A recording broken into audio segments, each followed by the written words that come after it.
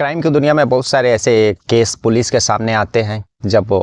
Police एकदम blind रहती है। उस कत्ल का और मौका वारदात पर मिले हुए डेड बॉडी का कोई भी सुराग नहीं मिलता है और दूर से देखने पर ही उस केस को लगता है कि वह केस सॉल्व नहीं हो पाएगा, लेकिन पुलिस लगे रहती है और पुलिस का वही मेहनत रंग लाता है। आज की कहानी भी एक ऐसी कहानी है जो शुरुआत में के बाद काफ़ी दिनों तक ऐसा लगता है कि वह केस जो है सॉल्व नहीं हो पाएगा, लेकिन पुलिस की मेहनत और ईमानदारी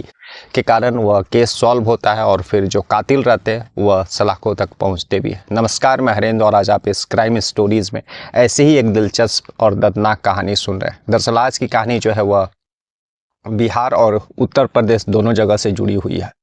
दरअसल बिहार में 12 मई 2023 का दिन था और सुबह सुबह का समय था। तभी बिहार का जो यादवपुर पुलिस स्टेशन रहता, उसी इलाके में एक शख्स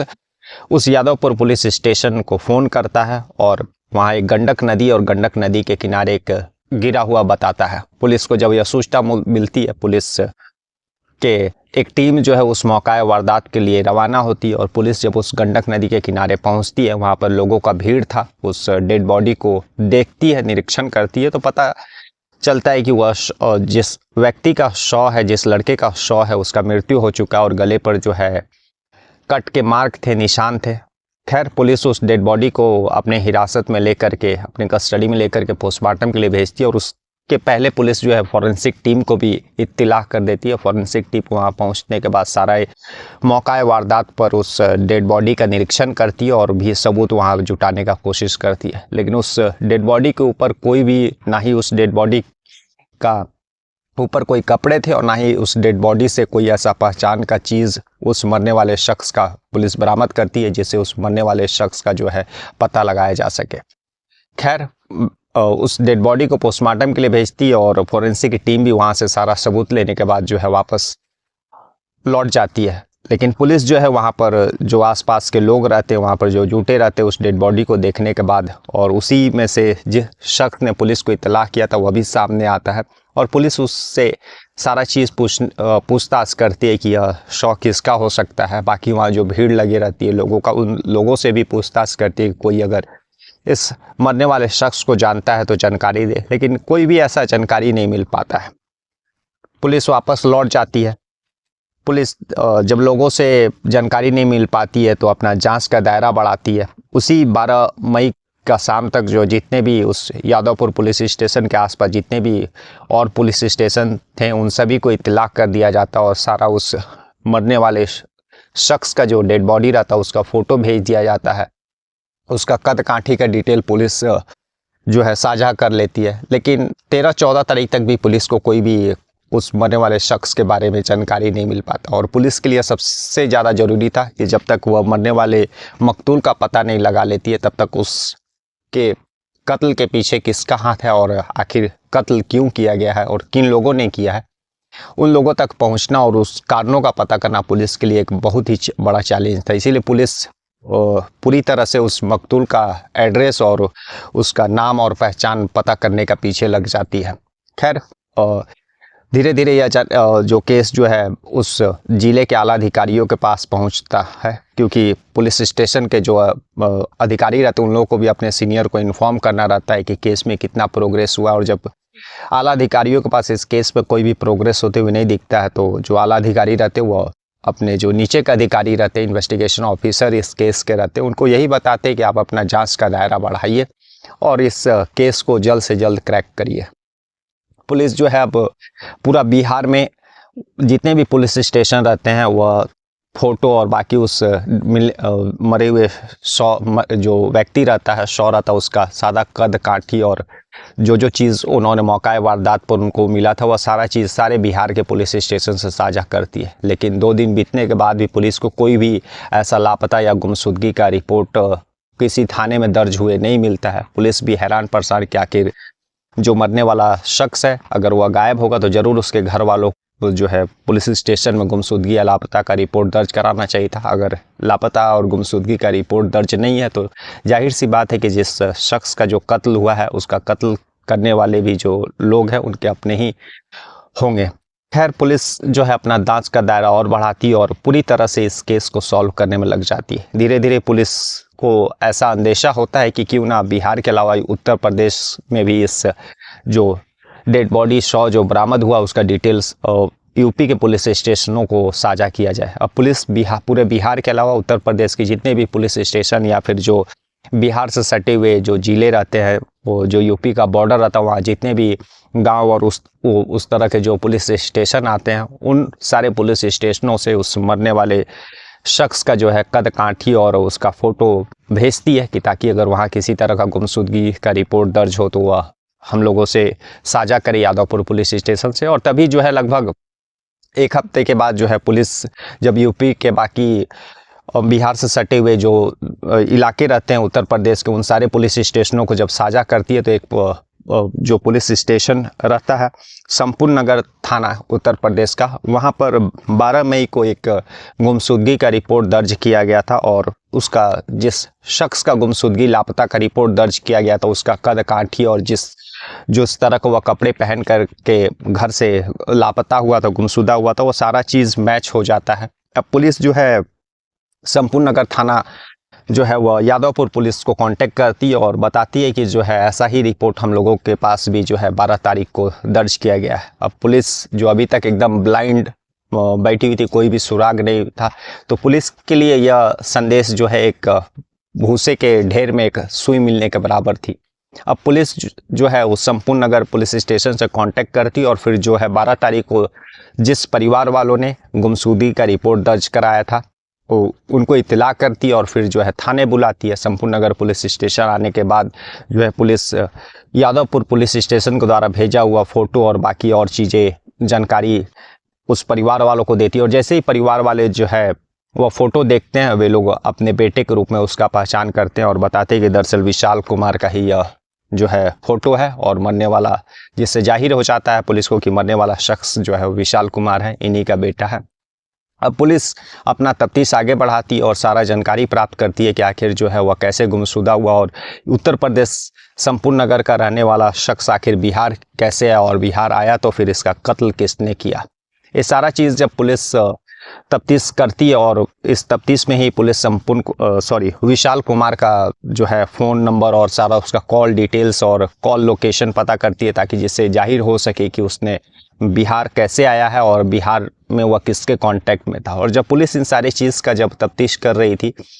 तो तभी पता चलता है कि उसका जो है संबंध किसी बिहार के यादवपुर में ही रहने वाली एक लड़की से था और उस लड़की का भी पुलिस पता करती है। और तब तक जो CDR लोकेशन रिपोर्ट भी पुलिस के हाथ में आ जाता है और उस CDR रिपोर्ट आने के बाद जो है उसमें से उस निधि कुमारी जो बिहार के यादवपुर के ही रहने वाली थी, उसका भी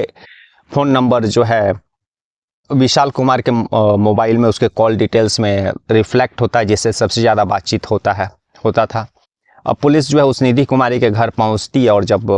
उस निधि कुमारी के घर पहुंचती है तो निधि वहां पर उस घर में थी नहीं और उसका भाई जो गौतम था उसका भी नंबर विशाल कुमार के मोबाइल CDR रिपोर्ट में रिफ्लेक्ट होता है। अब गौतम का भी पुलिस पता करती है तो पता चलता है कि वो अभी गायब है। पुलिस को पूरी तरह से शक उस निधि कुमारी और उसका भाई जो गौतम कुमार है उन पर ही आकर के टिक जाता है, क्योंकि वे दोनों ही शख्स कत्ल के बाद से जो है लापता थे। पुलिस आसपास के लोगों से, पड़ोसियों से पूछताछ करती है उस गौतम कुमार और उस निधि कुमारी का। तभी पुलिस को इस तफ्तीश में जब वह पड़ोसियों से और गौतम और निधि के सहेलियों और उसके दोस्तों से पता करती है तो पता चलता है कि जो मरने वाला शख्स विशाल कुमार आता हुआ 11 तारीख को जो है गौतम के साथ देखा गया था उस गाँव में। और तब पुलिस को एक कंफर्म हो जाता है कि जो विशाल कुमार था वह यूपी से इसी यादवपुर में आया था और 11 तारीख तक जो है वह निधि के भाई गौतम के साथ था, यानी कहीं ना कहीं ये लोग कत्ल में शामिल है। अब पुलिस पूरी तरह से जो है गौतम और निधि का खोजबीन करती है, उसके परिवार वालों से पूछताछ करती है, लेकिन गौतम फरार हो चुका था। पुलिस को कहीं से भी कोई क्लू नहीं मिल रहा था उसका गिरफ्तारी का। तभी जब वह गौतम का फ़ोन नंबर उसके फैमिली से लेती है और उसका कॉल डिटेल्स चेक करती है, CDR लोकेशन चेक करती है, तो कंफर्म हो जाता है कि जो है विशाल कुमार और गौतम कुमार का जो है मोबाइल लोकेशन उससे 11 तारीख को एक ही साथ दिख रहा था। और उसके बाद जो है विशाल कुमार का फ़ोन जो है स्विच ऑफ हो जाता है, लेकिन गौतम कुमार जो निधि का भाई रहता है उसका जो है फ़ोन ऑन रहता है और फिर जो है वह उस गांव, उस जिले से बाहर होते हुए लोकेशन में दिखाई दे रहा था। पुलिस अब उस गौतम कुमार का जो है फ़ोन डिटेल जब चेक करती है तो उसमें उसका ही एक दोस्त रंजीत कुमार का नंबर रिफ्लेक्ट होता है, जो कि ये 11 तारीख को गौतम के साथ मौजूद था और विशाल कुमार के साथ भी मौजूद था। पुलिस उस रंजीत का जब फ़ोन नंबर पता चलता है तो उस फ़ोन नंबर से उसका एड्रेस निकालती है और उसके बाद फिर उसको उठाती है और जब कड़ाई से पूछताछ करती है तो रंजीत जो है टूट जाता है और फिर वह कहानी सुनाता। दरअसल रंजीत जो कहानी सुनाता वह 2023 के पहले 2 साल पहले, जब कोरोना लगभग ख़त्म होने वाला था और लगभग कोरोना उस समय था भी, लास्ट उसका पिक टाइम ख़त्म हो चुका था, लेकिन फिर भी कोरोना था, लोग घरों में कैद थे, ज़्यादातर सोशल मीडिया और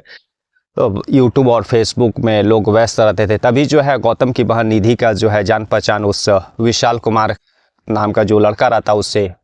होता है सोशल मीडिया पर और फिर धीरे धीरे इन दोनों में बातचीत शुरू हो जाता है और बातचीत शुरू हो जाने के बाद जो है इन लोगों में प्यार हो जाता है। फिर ये दोनों मिलने लगते हैं और फिर जो है ये दोनों निधि यानी गौतम की बहन और जो उत्तर प्रदेश का जो है संपूर्ण नगर थाना क्षेत्र में रहने वाला विशाल कुमार दोनों भाग करके शादी कर लेते हैं। और जब ये दोनों भाग जाते हैं तो निधि का जो भाई गौतम रहता है वह इस बात को लेकर के काफ़ी अपसेट हो जाता है। वह ऐसा उसका सोच हो जाता है कि उसका बहन का चलते जो उन लोगों का इज्जत मिट्टी में मिल गया है और तभी से अगर कायदे से देखा जाए तो उसका जो है गुस्सा उसको अपनी बहन निधि पर होना चाहिए, लेकिन वह उसका जो है गुस्सा उस विशाल कुमार पे रहता है। वह ऐसा सोचता है कि उसी के कारण उसकी बहन जो है घर छोड़ के बाकी और कुछ समय वे लोग दिल्ली में बिताएं और फिर जो है कुछ समय बिताने के बाद घर वाले ऐसा नाटक करते हैं कि वे लोग मान गए हैं, ठीक है तुम लोग दोनों अगर एक साथ रहना चाहते हो तो रह सकते हो। और लगभग 6 महीना 8 महीना दिल्ली में रहने के बाद जो है वापस ये लोग निधि अपना गाँव आती है, मायके आती है और जब मायके आती है तब जो है जब से ये लोग भागे थे तभी से निधि के भाई के गौतम के दिलो दिमाग में जो है बदला का भावना था और उसी बदला को अंजाम देने के लिए वह प्लान रचता और फिर एक दिन जो है उसी 12 मई 2023 को वह अपने जो है जीजा यानी विशाल कुमार को फ़ोन करता और यह बोलता है कि आप लोग उस समय भाग करके शादी किए थे, अभी सारे हम लोग मान गए हैं, कोई गिला शिकवा नहीं है, हम लोग चाहते हैं कि गांव का एक मंदिर है वहां पर आप लोगों का फिर से शादी कर दिया जाएगा और फिर आप लोग खुशी खुशी रह सकते हैं। जब विशाल कुमार यह बात सुनता है तो अपने साले के बातों में आ जाता है और फिर वह यूपी से उस बिहार के यादवपुर थाना क्षेत्र में उस गांव में पहुंचता है और इधर जो है उन लोगों के जो है प्लान मंसूबे से अनजान और इधर जो है गौतम अपना दोस्त जो है रंजीत के साथ जो है विशाल कुमार को गाड़ी में बैठा करके उसी गंडक नदी के किनारे ले करके जाता और फिर लोग जो है उसको बांध करके काफ़ी पीटते हैं, मारते हैं और फिर जो है पहले से गौतम एक चाकू लिए रहता और उसी चाकू से जो है वह विशाल कुमार का गला जो है रेत देता है और फिर उसके बाद जो है वे लोग उस नदी के किनारे ही उसको फेंक देते और फिर वहाँ से फरार हो जाते हैं। गौतम जो है पूरी तरह से वह यादवपुर थाना छोड़ देता, उस इलाके से बाहर चल जाता है, लेकिन रंजीत को थोड़ा सा ही भनक नहीं था कि गौतम के कारण वह पकड़ा जाएगा। पुलिस रंजीत को गिरफ्तार करके जेल भेजती है, बाकी जो और जितना सबूत और सारा चीज़ रहता वह रंजीत के थ्रू जो है अपने कस्टडी में लेती है। और निधि को वे लोग पहले ही, निधि भी इस बात से अनजान थी कि उसका भाई जो है विशाल कुमार का जो है कत्ल करने वाला है और या कत्ल कर दिया, उसका क्या मंसूबा क्या प्लान है। और इसी कारण जो है वह गौतम पहले ही 1-2 दिन पहले ही अपनी बहन निधि को अपने घर से दूर किसी रिश्तेदार के यहाँ भेज देता है और सारा जो मोबाइल वगैरह है वह उससे छीन लेता है। इस कारण से निधि का जो है विशाल कुमार से कोई भी बातचीत नहीं हो पाता है अपने पति से और उधर जो है विशाल अपना जो है बहनों यानी साला के बातों में आ जाता और फिर से दोबारा शादी का लालच में और वह उसी यादवपुर गांव में पहुंचता है और फिर ये लोग जो है अपना पहले से जो प्लान किए रहते उस प्लान को अंजाम देते हैं। तो आज की कहानी यही थी। अगर पुलिस इस केस में सीरियस नहीं होती तो उस अनजान लाश, जो आजकल तो जो लाश मिलती है पुलिस उस केस को सॉल्व नहीं कर पाती, उस केस को ठंडे बस्ते में डाल देती है। लेकिन यहाँ पुलिस ने उस केस में लगे रही, अपनी तफ्तीश जारी रखी, ईमानदारी से काम करते रही और फिर धीरे धीरे जो है उस अनजान लाश जो एक स्टेट का नहीं बल्कि दूसरे स्टेट का था